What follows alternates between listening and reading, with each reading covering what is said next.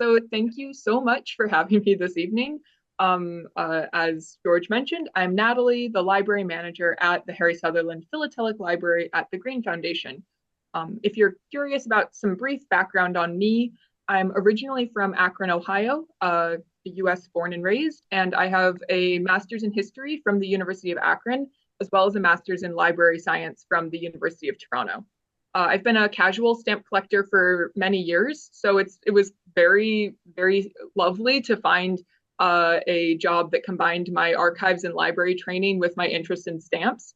In the job at the Greene, I have this really rare opportunity to continue learning more about philately and postal history by helping all of you wonderful patrons and users with your reference questions. I'll give a brief overview of the presentation, and first I'm going to pause to talk about the photo you can see on the screen. So for those of you who have not visited us in person before, welcome to our library from one angle. You can see the back of my head here. If you come visit us at the library, this is where you will find me sitting and working 90% of the time. Our librarian, Sophie, who works under me, will also be sitting right next to me, the same desk. We're kind of like a two-headed librarian in some ways. The large table in the foreground is where many of the patrons choose to sit while consulting resources or doing their research. It's a great open research area. There's outlets, we have Wi-Fi, all of that good stuff. The shelves that you can see in the photo hold our recent periodicals, and you can read those while visiting the library, and we have a more general collection of catalogs right at the front as well for easy access. Along the top of these shelves are our Canada Post Postmaster General reports. We have a nearly complete run, and I'll talk about those a little bit later in the presentation. Right behind those shelves that you can see, right up against the window, you can just barely make out a computer and a printer sitting on a desk. That computer is available for you to use when you come into the library if you need to look at a digital resource, Google something, or search our library catalog yourself. So throughout this presentation, I'll briefly give you an overview of who we are and some background on our library. I'll then explain how to use the library and introduce you to some of our resource types, as well as some of our digital projects that we have ongoing right now. So it's a lot of words. I'm not going to read this whole slide. If you're curious to know more about the Greene Foundation, if you aren't too familiar with us, here's some details. The library, the Harry Sutherland Philatelic Library, is part of the Greene Foundation. If you've had a chance to visit us in person, you've seen this lovely portrait in our meeting room. This is Vincent Greene, the founder of our organization. It was established in 1975, funded by Vincent himself, and since then the foundation has been supported by gifts from individuals or organizations who believe in our mission to further philatelic research and to build the philatelic community in Canada. Most people know us either for our expertization services or for our library, but we do a whole host of other things as well, which I've listed on this slide here. This includes publishing philatelic works, organizing philatelic and postal history exhibitions and displays, conducting lecture programs, and providing meeting space for philatelic meetups and stamp clubs. And meeting our library, more specifically, we are narrowing our scope. The core collection that started our library belonged to the Philatelic Specialist Society of Canada, and they meet monthly at our foundation. They were founded in 1954, and they've always had a club library of some sort associated with their organization. Since the Greene Foundation moved into our current building in the year 2000, we've been able to provide a physical space to house this library. Our library would not exist if it weren't for the PSSC members who donated their philatelic literature collections to us. We still have nearly all of the books that they donated to start this library. We still have them because they're such valuable resources. As for our name, Harry Sutherland, you may be familiar. Some of you may have even known him. He was chairman of our foundation, and our library was given his name after his passing in 2006. So to run through some collection highlights here in very broad strokes, we have the most comprehensive collection of philatelic British North American reference material in the world, full stop. I would love to see a library that has more than ours. I would actually be very fascinated, and I always like to joke there's some philatelist out there and in the middle of Saskatchewan who's got the bigger collection than us, but as far as we know, we're the largest. We're always looking to fill in the gaps in our collection, but if you are looking for a British North American or Canadian book, the odds are that it's on our shelves. As I will speak about later in this presentation, over the past few years, our library staff has been working to digitize early Canadian philatelic journals and Canada Post documents. This makes them easier to research and creates what we call access copies that allow patrons to access the materials without adding wear and tear to the original copies. We have these digital versions available for reference in the library, as well as we can email you copies of them. We are working on a project to make them available online through the Internet Archive. But if any of you are information news hounds, you might know that the Internet Archive recently had a hacking situation. Our material is all fine, but it's not accessible through that channel currently, which is a shame. But if you send us an email, we can get you a digital copy of something that would have been up there. We also have a comprehensive collection of Canadian auction catalogs and some historical runs of some non-Canadian or international auction catalogs. We've been lucky enough to receive research collections from important Canadian philatelists as well. We have research materials from Lindemann, Furby, and De Volpe, just to name a few. We also have a collection of stamp show and exhibition documents, from palmares to programs to ephemera. It's very interesting to see what sort of research can be conducted using these stamp show documents. There's records of exhibitions and talks that are kept in these show documents that aren't really accessible anywhere else. So it's they're quite the resource. And now this slide, this may be review for many of you, but just bear with me as I run through the services that we offer. And just a note to start in the little banner at the bottom center, all of our services are completely free. We are a nonprofit, so our library is completely donor funded and available to all. It is rare for our specialized research libraries such as ours to not be membership based or closed to the public. And we're really proud that we are open to the public and you don't need to pay a membership fee to use our library. If you are on this call, you are allowed and encouraged to use our library and all of its services. As with most libraries, we offer book loans. Our checkout period is 6 weeks, with book loans available either coming in person, you can check out a book, or you can send us an email and we will, or give us a phone call and we will mail a book to you as well. Aside from the books marked with a yellow reference sticker in our collection, all of our books can be checked out and are circulating. We also ship books anywhere in Canada, so as long as you pay the shipping for both directions, we'll ship to you. We also provide research assistance. Our library staff is more than happy and competent in providing reference help via email or in person.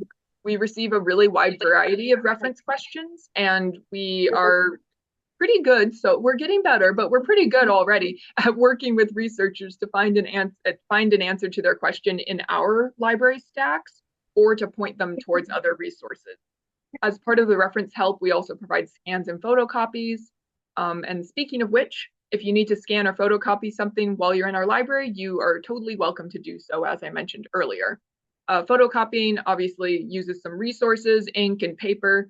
So we always, encourage some donations there, some pocket change. But like all of our services, it's completely free, and we don't expect any loonies coming our way. We also provide in-library reference books. So you can stop by anytime during our open hours, which are listed on this slide, and they'll be listed at the end. And they're on our website. And if you Google us, they're there. We're trying to make sure people know when we're open. You can stop by during our open hours to use our in-library reference materials and the books that also circulate. We also have an archival collection as well that you might be interested in using. This includes materials from our vertical files and our stamp show and exhibition documents. Like I said, during our open hours, 10 to 4, Monday, Tuesday, Thursday, you're welcome to visit. And we are also doing an open Saturday once a month between 11 and 3. I'll give you details on our next open Saturday at the end as well. We've been working hard to make a digital library accessible. Like I said, the Internet Archive having a hacking situation has put a bit of a damper on that, but we are still doing our best. And there's a lot of digitizing activity happening around our library. So I'll be happy to chat about that further if anyone's interested. We aim to serve all of Canada, not just the GTA, although, North Toronto Stamp Club, I know many of you are in the area, so that we try to serve all. So in an effort to demystify our library for you all, I will give an overview of how to request items from our catalog. So step one, use our online catalog to find out what we have. Whether you are searching for a general topic such as admirals or airmail or a very specific title and author, we always recommend starting with our online catalog when you are first beginning your research. If you're not sure where to get started, if you're looking at the screen and the blank search bar gives you some stress, we recommend either coming in person if possible, to look at the stacks yourself, or reaching out to us via email or phone for research help. So if you send us an email with as many details about your research topic as possible, we will be more than happy to point you in the right direction, even if it means sending you to another library, such as the Royal Philatelic Society of London's library or the American Philatelic Research Library, if their collections are better suited to your question. When using our online catalog to search, you use the search bar on the home page. So to get to this, the screenshot that I have on the slide with our lovely beaver top, you can either use the link that is on the slide, or you can go to our website, which is greenefoundation.ca, and there's a tab at the top that says resources, and you click on library, and then you can click on our catalog button there.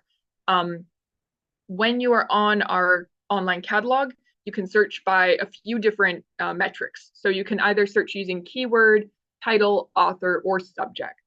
I usually recommend starting with a keyword search unless you know the title or author exactly, simply because keyword will search all of the fields at the same time, and you're more likely to find your answer if perhaps it starts with a the and you didn't know, or there's a possessive instead of maybe something's plural instead of singular, that sort of thing. So if you'd like to conduct a more advanced search, you can click on the advanced search option to the right of the search bar, and it will bring up the screen that you see in the foreground of the slide. If you need help with your advanced search, there's a little arrow that I have circled in red, and there's a written tutorial of how to use the advanced search. It can be a little confusing, and often if you're getting to the advanced search stage and not seeing what you are expecting to see, we recommend sending us an email and we can work through it with you. So let's say I'm using a book as an example. Let's say that you wanted to improve your philatelic writing and editing skills, and someone recommended this book to you.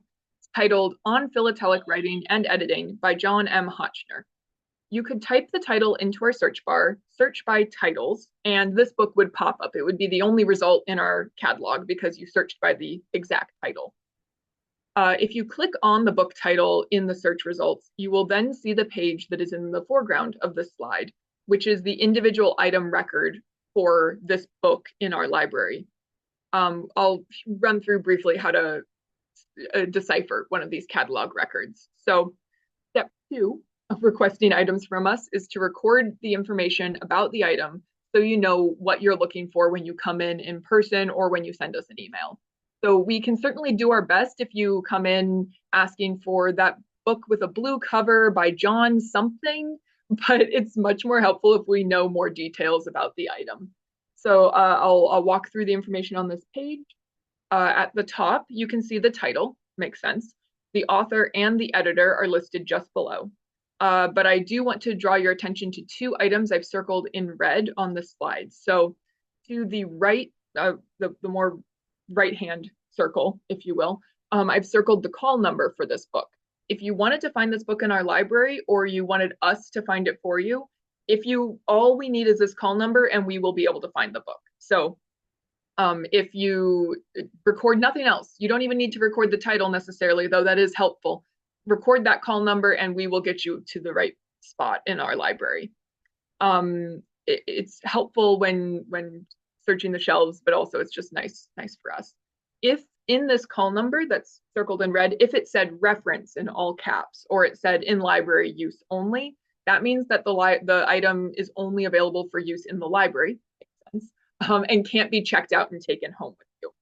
If you need any info from a book marked this way, marked with reference or in library use, and you can't visit us in person to reference it, we are so fine if you just send us an email and we can consult the book for you, or we can send you scans of portions depending on what the copyright situation is with that book. Some books we're not allowed to make any duplicates of any portions. Some of them you're allowed to, make a certain percentage sort of scanned in and sent off to others. So we'll work through you on a case-by-case basis with that. But if you wanted to return to this exact item in our catalog, in our digital catalog here, or you wanted to send us a link to the catalog record for this exact book so that you could request it, if you click on the permalink button, which is just below the picture of the book cover, and it's also circled in red on your slide off to the left, this button will open a new tab in your browser, and it will have a unique URL in the URL box at the top that you can use to reach that exact catalog record at any time. So this can be really helpful if you're going to be citing our books in your articles, or if you're creating a bibliography for yourself and you want to be able to reference back to certain books. I would recommend making copies with these links. If you send us this exact link, we will know exactly which book you are looking for, and we could always pull it for you, send it to you, whatever you're looking for. The third step in requesting items from us is to contact us so you can receive your book. So like I've said, if you prefer to come in person and pull it off the shelves yourself, you are welcome to do so while we're open, or you can send us an email asking us to set books aside for you if you'll be visiting maybe later in the week and you just want us to pull them so you can come in and get right down to business. If you are unable to visit in person, but you'd like to check out one of our books, we will more than happily ship it to you. We ask that you cover the cost of the shipping, but we are more than happy to send the books as needed. So if you need a book shipped to you, send us an email with the title and the call number or that unique URL, and we will pull it from the shelf, ship it, and send you an invoice for the shipping after it has been mailed to you. We ship books out twice a week, and we always make an effort to ship them as economically as possible. And that's basically it. So our standard checkout time is 6 weeks, but if you need the book longer than that, you are always welcome to reach out to let us know. Unless someone else is waiting on the book, we will always extend that checkout period. So just give us a heads up. Now that I've explained how to check out items, I bet you would love to know more about the types of items that we have available. So to start, we've got Canada Post documents. These are in library reference only, typically. But for anyone interested in Canadian postal history, our collection of Canada Post documents is invaluable. As I mentioned earlier, we have a nearly complete run of Postmaster General's reports and postal guides, which provide great historical overviews of Canada Post's policies and procedures. We also have Canada Post postal information booklets, postal almanacs, and much, much more. These research materials can provide insight into the movement of mail domestically and internationally, and Canadian postal rates and routes, and Canadian postage stamp production. We actually have a student coming in to join us for a semester in January who will be doing a full inventory of the Canada Post documents, because we recently found a number of them in our clogged storage room in the back that need to be added into the collection. So this is a very valuable collection that is only growing. Moving on to catalogs. As you are all aware, the Scott Standard Catalog of Postage Stamps is the definitive worldwide catalog for philatelic research. While the Scott catalog set is where many philatelists begin their research, there are many other catalogs about specific geographic or interest areas that might be of use to you that we have on our shelves. So we've got catalogs from Unitrade, Yvert Tellier, Stanley Gibbons, Michel, and many more. The most recent editions of most of our catalogs are for in-library reference only, but the older editions can be checked out and taken home with you for reference. The books, we have books. They are the heart of our library. We hold roughly 10,000 books. The majority of our collection pertains to British, North American, and Canadian philately, but we also hold books that cover worldwide philatelic and thematic topics as well.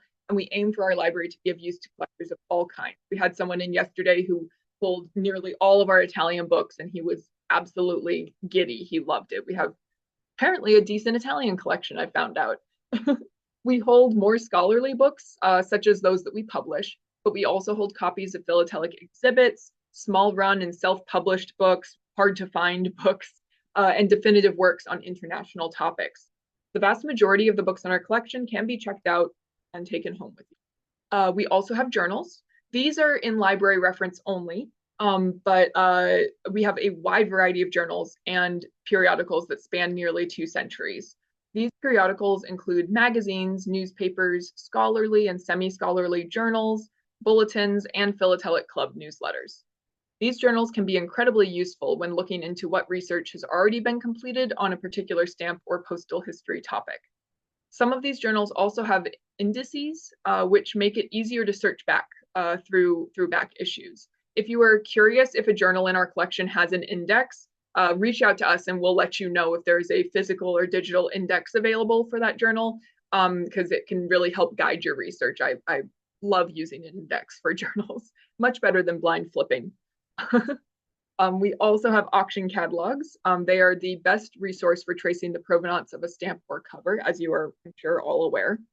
Provenance is the origin and history of ownership and sale of a stamp or piece of postal history. Auction catalogs contain descriptions of these items or lots for sale, often with beautiful pictures and sometimes less beautiful pictures of the items as well. Many of the Canadian auction catalogs in our collections also contain a copy of the prices realized list. Auction catalogs can tell you a lot about an item's price or perceived value over time and are ideal for studying sales trends. Named sales or special auctions can also give background information on printers, designers, printing processes, renowned collectors, biographies, or postal history more generally. We have thousands, literally thousands of auction catalogs available for your perusal. We also have vertical files. Most of our archival holdings fall under this category. Our vertical files contain news clippings, posters, advertising brochures, and other ephemera about nearly every stamp issued by Canada or issued in British North America. We also hold biographical files about well-known Canadian collectors and dealers, and we also hold some postal history files and files about various philatelic organizations as well. So, onto our digital projects, which will be slightly abbreviated because of the Internet Archive situation. So the first digital project that we started is our Digital Resources Hub, which we launched earlier when we debuted the redesigned website earlier this year. The hub is on our website under the Resources tab. As you can see in the first screenshot, I've got the Digital Resources Hub with an arrow next to it. It is in its early stages. We've been building onto it, but it takes time and we've been scraping for websites to add. Our goal is to create an online link hub for a variety of philatelic websites, digital newsletter archives, and online philatelic tools so that any collector or philatelist can find a starting point for their at-home research. I've noticed that it can be a lot of philatelic websites, some of the best philatelic websites don't show up when you do a Google search for the topic of the website, if that makes sense. They kind of get buried by Google's algorithm, how, people can pay to be at the top of the Google results, and, these homegrown, really well done, but hard to find philatelic websites sometimes get pushed to the bottom or don't even make it on the Google results. So we're trying to create a home for these websites where we can link out to them, and you can find websites and resources that are suited to your specific interest area. So we've recently improved our filtering options here, which allows users to search by multiple tags at the same time. So for example, you could select Canada as the location and airmail as the topic, and you would see search results which fit into both of these two categories. So that helps you narrow your search. You can also search this resource hub using the search bar at the bottom of the filters here.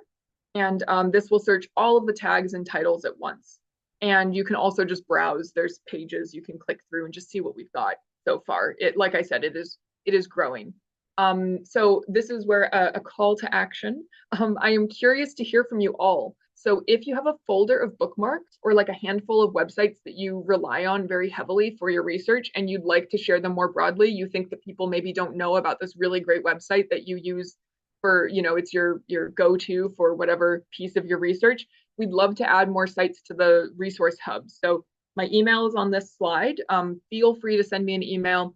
We'd love to, we're hungry for more sites. I know Michelle on the call has been a great help trying to get us more sites, and I'm still working through the long list of ones to get added. So I would love to hear from you all.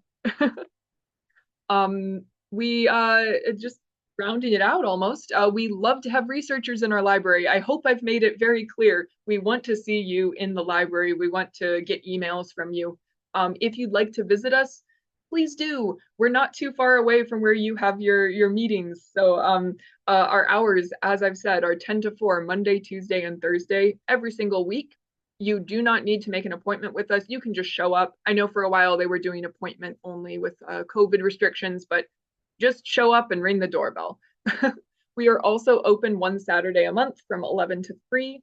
We try to line these open Saturdays up with your North Toronto Stamp Club bourses, just so if anyone who's in the area for the bourse, so they can stop by the library afterwards or before or whenever works for them. That isn't always the case, but the past two bourses we've lined our open Saturdays up. Our next open Saturday will be on Saturday, October 26th.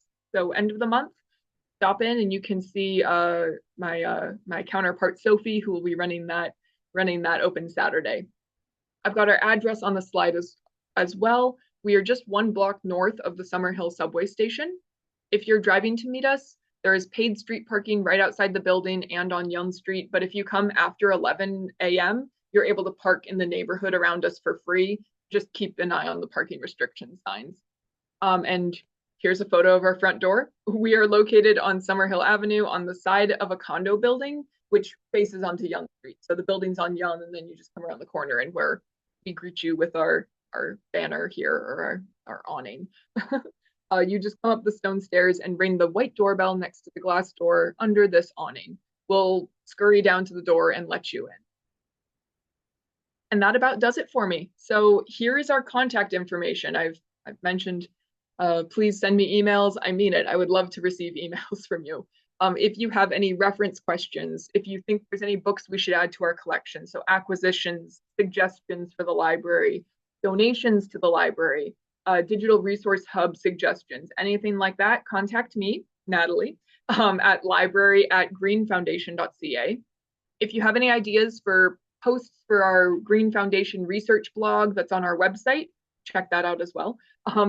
Social media post ideas, outreach suggestions, anything in that realm, please contact our librarian and social media wizard, Sophie Andrade, pictured next to me in this lovely photo in our stacks. Her email is marketing@greenefoundation.ca. If you're sitting here thinking, Natalie, that was way too much information, how am I going to keep track of this all? You have blabbed on for half an hour. Then I recommend that you sign up for our library newsletter.